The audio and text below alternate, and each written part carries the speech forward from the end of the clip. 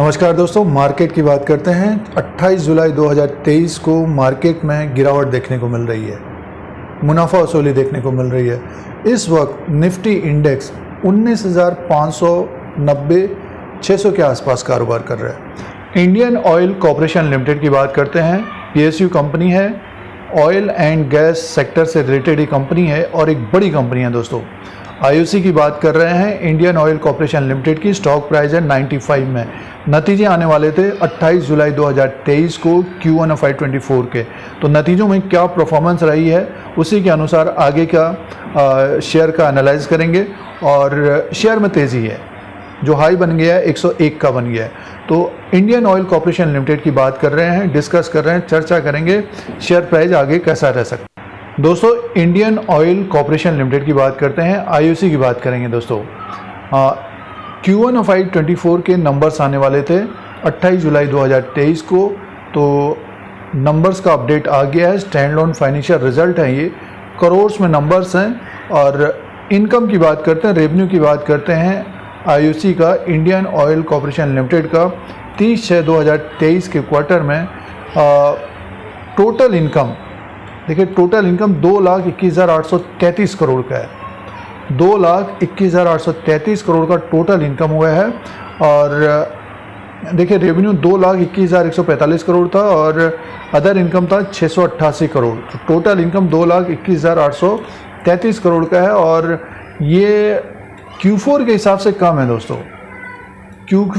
जो मार्च का क्वार्टर था 31/3/2023 का 2,28,130 करोड़ का था और ये घट गया 2,21,833 करोड़ का हुआ है। एक साल पहले 2,52,616 करोड़ का था। तो साल भर पहले ज़्यादा टोटल इनकम था, रेवेन्यू था। अब की बार ये घट गया दोस्तों। और क्वार्टर एंड क्वार्टर के हिसाब से भी घट कर आया है टोटल इनकम। लेकिन 2,21,833 करोड़ का टोटल इनकम है दोस्तों। एक बड़ी कंपनी है IOC, Indian oil corporation limited. तो आगे की तरफ चलते हैं और एक्सपेंसेस की बात कर लेते हैं।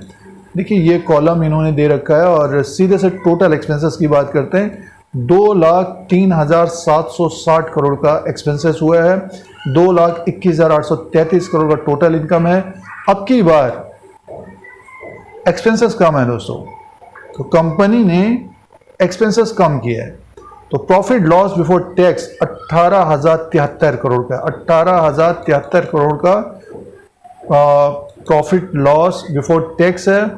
और एक साल पहले माइनस था दोस्तों, ये 2,529 करोड़ का। और Q4 में 12,214 करोड़ का था। तो अब प्रॉफिट की बात कर लेते हैं, सीधे से प्रॉफिट की बात करते हैं। तो कंपनी का जो प्रॉफिट आया दोस्तों, अब की बार नेट प्रॉफिट 13,750 करोड़ का प्रॉफिट हो गया है कंपनी का। इससे पहले 10,058 करोड़ का था और एक साल पहले 1,992 करोड़।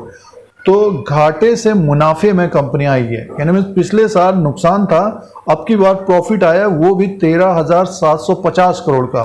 क्वार्टर एंड क्वार्टर के हिसाब से भी बड़ा है और तिमाही दर तिमाही के हिसाब से भी बढ़कर आया है। 13,750 करोड़ का प्रॉफिट आया है। उसका कारण यह है कि कंपनी का जो एक्सपेंसेस है वो कम हुआ है दोस्तों। तो ज़बरदस्त मुनाफा आया है और अर्निंग पर शेयर है 9.98 का, 7.30 का Q4 में था, एक साल पहले माइनस था। तो अर्निंग पर शेयर भी बढ़ गया दोस्तों। तो ज़बरदस्त मुनाफा पेश किया है आईओसी ने और उसका कारण है कि एक्सपेंसेस कम हुआ है, लेकिन ये टोटल इनकम कम हुआ है दोस्तों। तो ये Q4 FY 24 के नतीजे हैं आईओसी के। अब दोस्तों, शेयर प्राइस की बात करते हैं तो 101 रुपया 45 पैसे का हाई है, 65 रुपये का लो है। स्टॉक प्राइस है 95 रुपये में। तो हमारे अनुसार स्टॉक को होल्ड करना चाहिए। जिस प्रकार का मुनाफा आया है, तो देखिए स्टॉक में एक तेज़ी बनी है, अप ट्रेंड में स्टॉक है, तो होल्ड करना चाहिए। जिनके पास समय है, जिनके पास कम समय है, एक प्रॉफिट वाला स्टॉप लॉस कहने का मीन्स ये होता है कि दोस्तों, जैसे कि अगर आपने 70 रुपये में लिया और टारगेट रखा 90 रुपीज़ का, अब 90 रुपीज़ के पास देखा कि तेज़ी बनी है, 100 पार करेगा, तो एक स्टॉप लॉस होना चाहिए। टारगेट अगर हिट होता है तो प्रॉफिट भी बुक कर लेना चाहिए। और आईओसी में तेजी है दोस्तों, टेक्निकली तेजी है। फंडामेंटली बात करते हैं तो जैसे कि हम लोगों ने नतीजे देखे तो प्रॉफिट बढ़कर आया, तो नेक्स्ट क्वार्टर तक ये इसका जो प्राइस रह सकता है नीचे की तरफ 85, ऊपर की तरफ 100 को क्रॉस करता है तो 110 से 115 रुपया या 120 की तरफ जाता हुआ दिखाई दे सकता है।